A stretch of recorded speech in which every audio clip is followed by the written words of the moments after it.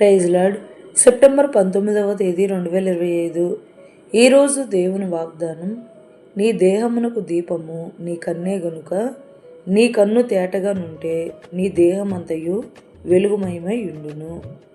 లూకా సువార్త 11వ అధ్యాయం 34వ వచనం. మన దేహమునకు దీపము మన కన్నే గనుక మన కన్ను తేటగా ఉంటే మన దేహము వెలుగుమయముగా, చెడు దృష్టి కలిగిన వారినైతే దేహము చీకటిమయమై ఉండును.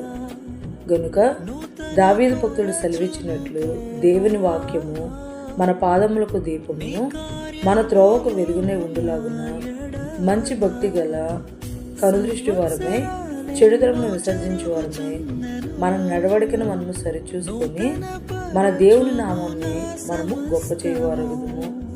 ఈ రోజు వాగ్దానం మన జీవితంలో నెరవేరాలని కోరుకుంటూ జీసస్ ఈజ్ ఫర్ పరిచర్యలో మీ సహోదరి Suma. Amen. God bless you all.